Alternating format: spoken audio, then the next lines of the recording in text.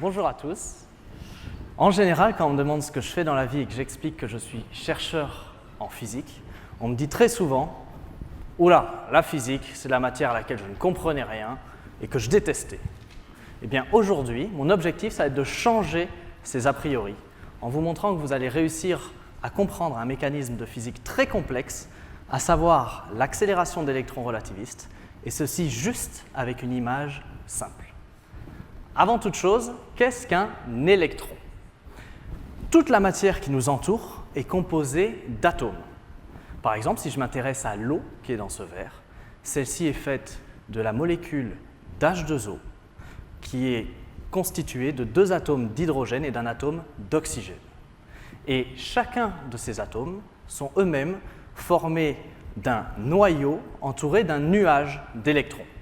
Et c'est à ces électrons que nous allons nous intéresser aujourd'hui, mais pas n'importe lesquels, les électrons qui sont les plus rapides, ceux qui veulent atteindre la vitesse de la lumière, qui est de 300 000 km par seconde. Pour vous donner un ordre de grandeur, ça correspond à faire 8 fois le tour de la Terre en une simple seconde. La première question qu'on se pose, c'est pourquoi des électrons veulent-ils atteindre une vitesse aussi élevée? Eh bien, c'est pour nous aider, nous les êtres humains. En effet, ils vont par exemple pouvoir nous aider en médecine. Si une personne a une tumeur cancéreuse à un endroit qui n'est pas opérable par chirurgie, eh bien, on va pouvoir utiliser des faisceaux d'électrons rapides afin de l'irradier et la détruire. C'est le principe de la radiothérapie. Ensuite, ils vont pouvoir aussi nous aider en biologie, en chimie ou en physique, afin de mesurer des structures de molécules ou de protéines complexes pour mieux les comprendre. Et en les comprenant mieux, on va par exemple pouvoir comprendre pourquoi une cellule va se transformer en cellule cancéreuse. Maintenant que l'on sait pourquoi, la question c'est comment, en tant que physicien, je vais pouvoir aider ces électrons à mon tour à aller aussi vite. Quels moyens de transport vais-je pouvoir leur fournir? En tant qu'humain, nous avons différents moyens de transport pour aller vite à notre disposition. Par exemple, la moto, la voiture de course, voire l'avion de chasse.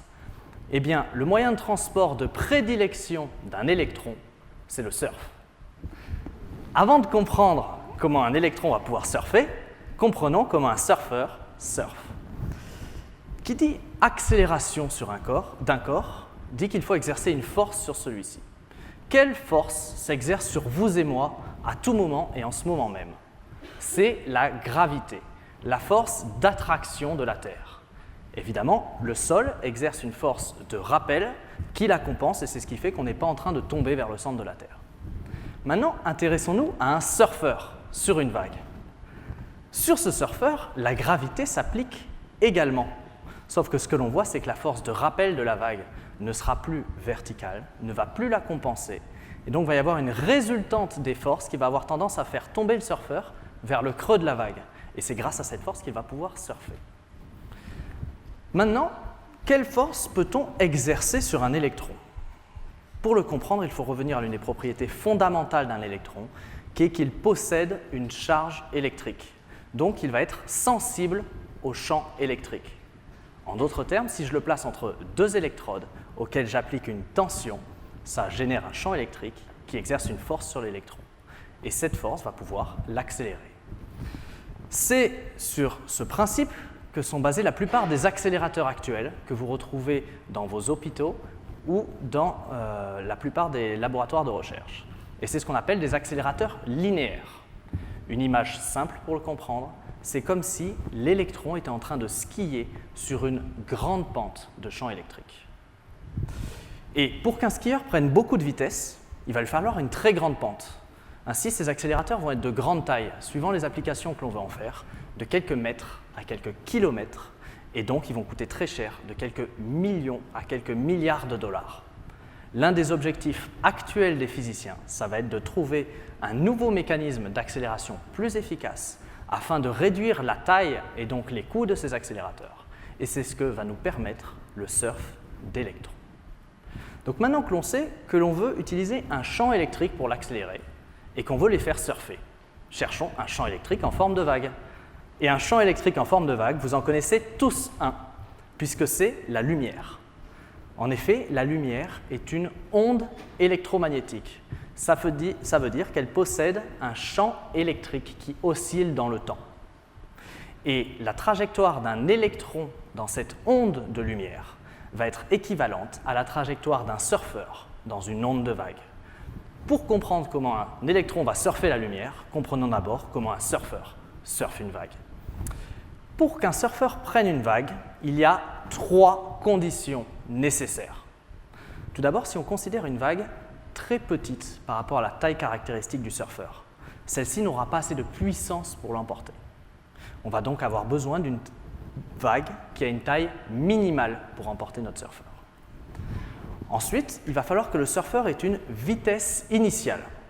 On a tous en tête l'image d'un surfeur qui rame pour prendre une vague. Eh bien, il le fait pour avoir une vitesse initiale suffisante pour partir dans cette vague. Et enfin, la dernière condition, qu'on appelle la condition de l'instant initial, c'est à quel moment le surfeur rame sur la vague. S'il rame une fois la vague passée, on se doute qu'il ne pourra pas la prendre.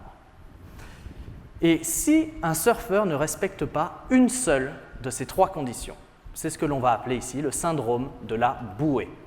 Nous allons avoir 2 catégories de trajectoires sur une vague. D'un côté, les surfeurs, de l'autre, les bouées. Les surfeurs vont respecter les bonnes conditions initiales. Ils vont donc pouvoir rester sur le front de la vague et avoir un grand déplacement sur celle-ci. Au contraire, les bouées ne vont pas respecter les conditions initiales. Ainsi, à un moment, la bouée va se retrouver sur le front de vague et avoir tendance à être poussée vers l'avant. Mais elle ne va pas y rester. Elle va osciller avec la vague, à un moment se retrouver à l'arrière et avoir tendance à être repoussée vers l'arrière. Ainsi, son déplacement total, une fois que la vague sera passée, sera nul. Ça, c'est ce qu'on appelle de la physique théorique du surf. Et on va passer à ce que vous attendez tous, du surf expérimental, grâce à cette vidéo, où l'on va retrouver nos 2 catégories de surfeurs. En haut à gauche, nous aurons nos cobayes surfeurs qui vont ramer pour cette expérience, et en bas à droite, nos cobayes bouées. Et ce que l'on voit, c'est que les surfeurs qui rament vont se mettre dans les bonnes conditions pour partir sur la vague, rester sur son front et avoir un grand déplacement sur celle-ci. Ce que ne dit pas encore la physique, c'est si l'électron prend autant de plaisir à surfer la lumière qu'un surfeur à surfer une vague. Maintenant, la conclusion de cette vidéo, c'est quoi? C'est que notre expérience valide nos hypothèses théoriques. Et si vous avez compris la physique du surf avec ces 3 conditions, eh bien vous avez déjà compris la physique du surf d'électrons, puisque ça va respecter exactement ces 3 mêmes conditions. En effet, il va falloir que la vague lumineuse soit suffisamment intense pour emporter l'électron. Ensuite, il va falloir que l'électron ait une vitesse initiale suffisante pour prendre cette vague. Et enfin, il va falloir qu'il parte au bon moment. Maintenant, mon travail de physicien, ça va être de trouver le meilleur spot de surf à électrons possible qui respecte ces 3 conditions. Alors, pour ceci, on va le faire ensemble. La première condition, c'est que la vague soit suffisamment intense pour emporter l'électron. Pour cela, on va utiliser des faisceaux laser de très haute puissance. En effet, aujourd'hui, on arrive à créer des impulsions laser dont le champ électrique a cette forme. C'est-à-dire c'est une impulsion très courte. Elle dure 10 millionièmes de milliardième de seconde. En termes de surf, pour que ce soit plus simple, c'est une impulsion qui dure 2 vagues. Sauf que ces vagues sont extrêmement puissantes, puisque chacune a la puissance équivalente à 25 000 réacteurs nucléaires. Et ce faisceau laser de haute puissance, on va le focaliser sur un point qui fait la taille d'un dixième de l'épaisseur d'un cheveu. Donc sur un dixième de l'épaisseur d'un cheveu, on a 25 000 réacteurs nucléaires. Et ceci, ça va suffire à remplir notre première condition. Maintenant, notre deuxième condition, c'est que les électrons doivent avoir une vitesse initiale suffisante pour partir sur la vague. Revenons à notre faisceau laser. Qu'est-ce que ça veut dire? Ça veut dire qu'on va vouloir insérer des électrons à l'endroit où le laser est le plus intense et que ces électrons aient déjà une vitesse initiale suffisante. L'une des premières idées qu'ont eu les physiciens pour réaliser ceci, ça a été d'utiliser un accélérateur déjà existant pour préaccélérer les électrons lors d'une première étape et ensuite de les insérer à l'endroit où le laser est intense pour les accélérer lors d'une seconde étape par surf. Mais intéressons-nous plus particulièrement à l'interaction entre l'électron et le laser. Voici comment le paquet d'électrons était inséré dans l'impulsion laser. ce que l'on voit, c'est que certains électrons se trouvent bien au niveau des vagues. Et ceux-ci vont pouvoir surfer. Ça valide donc notre deuxième condition de la vitesse initiale des électrons. Seulement, un grand nombre d'électrons ne se situent pas au niveau des vagues. Ceux-ci vont donc agir comme des bouées et complètement noyer notre signal d'électrons surfeurs. Et donc notre troisième condition de l'instant initial d'insertion des électrons n'est pas validée. Il se trouve que pendant mon doctorat, j'ai étudié un tout autre système qui est la réflexion d'un laser de haute puissance sur un miroir. Évidemment, ce qui se passe, c'est que le miroir va réfléchir le faisceau laser. Mais à de si hautes intensités lumineuses, il y a un second effet. Des électrons vont être arrachés du miroir et éjectés dans la direction du laser réfléchi. Et ils ne le sont pas n'importe comment, ils le sont à des instants très précis qui correspondent exactement à nos vagues de lumière. Ainsi, ces électrons vont pouvoir surfer et ça va valider notre troisième condition. Maintenant, il nous reste à le prouver. Pour le prouver, nous allons placer un détecteur. Sur ce détecteur, on va d'abord mesurer évidemment le profil du faisceau laser. Et ce que je vais vous montrer, c'est que le profil du faisceau d'électrons va nous dire s'ils ont surfé ou s'ils ont agi comme des bouées. Pour ceci, intéressons-nous encore une fois à l'interaction entre les électrons et le laser. Un point très important que vous voyez en bas à droite sur votre image en rouge, c'est que le faisceau laser est plus intense en son centre que sur ses côtés. Et en fait, c'est la même chose pour une vague qui concentre son énergie en son centre par rapport à ses bords. Maintenant, si je place une bouée sur cette vague et que je fais la somme des forces, la force de rappel de la vague ne va pas compenser la gravité exactement. Il va y avoir une résultante des forces qui va avoir tendance à repousser la bouée loin de l'endroit où la vague est intense. Il va se passer exactement la même chose pour nos électrons boués. Ils vont osciller de haut en bas avec nos vagues lumineuses, mais ils vont avoir tendance à être repoussés du centre où le faisceau laser est le plus intense. Ainsi, sur mon détecteur, ce que je vais observer, c'est que tous les électrons vont sortir tout autour du faisceau laser et former un anneau. Maintenant, intéressons-nous aux surfeurs. Ceux-ci également vont partir sur le côté de la vague, mais c'est pour garder leur vitesse. Et un point important, c'est qu'ils vont rester sur le front de la vague. Les électrons surfeurs vont faire de même. Ils vont voir uniquement le front de la vague lumineuse. Ça veut dire qu'ils ne vont voir qu'un seul sens du champ électrique. Et donc n'être accélérés que suivant cette direction. Ils vont donc tous sortir du même côté du faisceau laser. Ainsi, ce que l'on va observer sur notre détecteur, c'est un paquet d'électrons uniquement d'un côté du faisceau laser. En conclusion, on a deux catégories de trajectoires, les bouées et les surfeurs, qui n'ont pas du tout la même signature sur notre détecteur. Et même si tous les électrons n'ont pas agi soit comme des bouées, soit comme des surfeurs, eh bien, sur notre détecteur, on va avoir une image comme celle-ci, où on va observer ces deux signatures, et on saura donc quels électrons ont surfé, quels électrons ont agi comme des bouées. Et ceci, c'est une image théorique. Pendant mon doctorat, nous avons réalisé cette expérience, et voici ce que l'on a mesuré. On voit un accord frappant entre le faisceau d'électrons mesuré expérimentalement et celui théorique.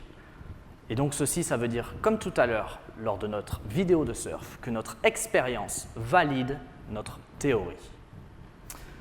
Et ce résultat, en fait, c'est la première fois qu'on a pu prouver que les électrons peuvent bel et bien surfer sur la lumière. Et en quoi est-ce un résultat important? C'est-à-dire, ce que vous vous demandez tous, c'est pourquoi les électrons surfeurs sont-ils plus cool que les autres? Eh bien parce que maintenant, nous avons deux catégories d'accélérateurs. Les accélérateurs linéaires par ski d'électrons sur une grande pente de champ électrique et les accélérateurs par surf sur la lumière. L'une des différences majeures entre les deux, c'est que le champ électrique atteignable est 1 million de fois plus élevé pour le surf. Ça veut dire que si je veux une certaine vitesse d'électrons, et qu'avant j'avais besoin d'une distance d'accélération de 100 mètres, aujourd'hui, je n'ai plus besoin que d'une distance d'accélération de 0,1 mm pour la même performance. Donc on est passé d'un accélérateur qui faisait la taille d'un stade de rugby à un accélérateur qui fait l'épaisseur d'un poil de ma moustache. En d'autres termes, en ayant multiplié le champ électrique par 1 million, on a pu diviser la distance d'accélération par 1 million pour obtenir la même performance. Donc on va potentiellement pouvoir réduire considérablement la taille des accélérateurs, donc leur coût, et les rendre beaucoup plus accessibles pour toutes les applications que l'on veut en faire. En conclusion, j'aimerais vous dire que depuis 15 minutes, vous avez compris des concepts de physique des ondes, de mécanique newtonienne, de physique des lasers, d'électromagnétisme, de physique des plasmas, de relativité restreinte et d'interaction ondes-particules sans même vous en apercevoir. Et en plus, ce soir, vous pourrez dire à vos amis autour d'une bonne bière que vous avez tout compris à l'accélération d'électrons relativistes par champ laser ultra intense, injecté par miroir plasma oscillant. Et ceci, grâce au surf. Adrien Leblanc.